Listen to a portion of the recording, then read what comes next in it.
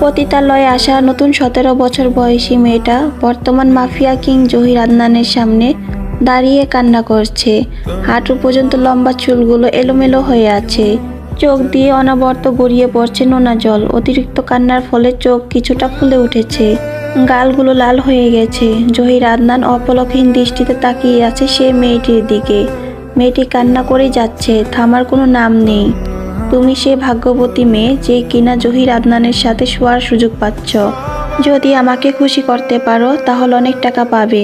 নিজের সামনে বসে থাকা সুদর্শন পুরুষের মুখে এমন কথা শুনে লজ্জা আরো গুটিয়ে যায় সেই 17 বছর বয়সী মেয়েটা।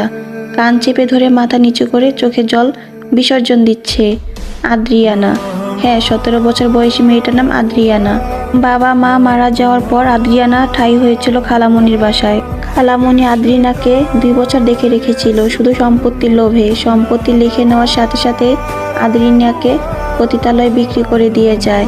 আজ বাবা মায়ের কথা মনে পড়ছে আদ্রিয়ানার। বাবা মা থাকলে তাকে আজ পতিতালয়ে এসে একটা ছেলের সামনে দাঁড়িয়ে কান্না করতে হতো না। আদনানের কথায় আদ্রিয়ানা বাস্তবে ফিরে। এই মেয়ে, আমার কথা কি তোমার কানে যাচ্ছে না? আদ্রিয়ানা কান্না করে যাচ্ছে, কোনো কথাই বলছে না। এই মেয়ে, তোর এইসব নেকা কান্না বন্ধ করে শরীর থেকে উন্নাটা সরা। আদ্রিয়ানা কেঁপে উঠে আদনানের কথায়। ওড়নাটা শরীরে আরো ভালো করে পেঁচিয়ে নিয়ে কাঁপা কাঁপা গলায় বলে, আমাকে যেতে দিন প্লিজ। আমি এমন মেয়ে না। তুই যদি এমন মেয়ে না হস তাহলে পতিতালয়ে কি করিস? কেন এসেছিস সেখানে? আমি আসিনি, আমাকে নিয়ে আসা হয়েছে। কে নিয়ে এসেছে তোকে? আমার খালু আমাকে এখানে বিক্রি করে দিয়ে গেছে। তোর বাবা মা নেই? আমার বাবা মা নেই। আদনান এবার শান্ত কণ্ঠে বলে ওঠে, তোমার নাম কি? আদ্রিয়ানা। বয়স কত? 17। আদনান আদ্রিনার দিকে এক গ্লাস পানি এগিয়ে দিয়ে বললে, পানিটুকু খেয়ে নাও। আদ্রিয়ানা আদনানের দিকে চোখ তুলে তাকায়। আদনান একটা মুচকি হাসি দিয়ে বলে, ভয় পেও না, পানিটুকু খেয়ে নাও। আদনানের কথায় আদ্রিয়ানা একটু ভরসা পায়। আদনানের হাত থেকে পানিটুকু নিয়ে ঢকঢক করে খেয়ে নেয়। আদনান আদ্রিনার হাত ধরে আদ্রিনাকে বেডের উপর বসায়। রিল্যাক্স আদ্রিনা, ভয় পেও না।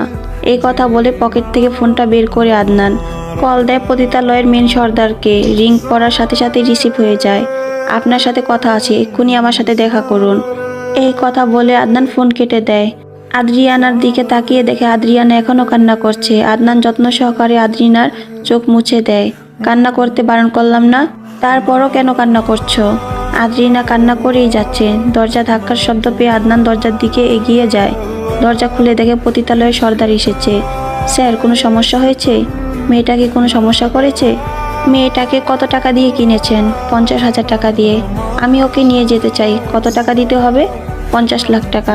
আদনান পকেট থেকে একটা চেক বের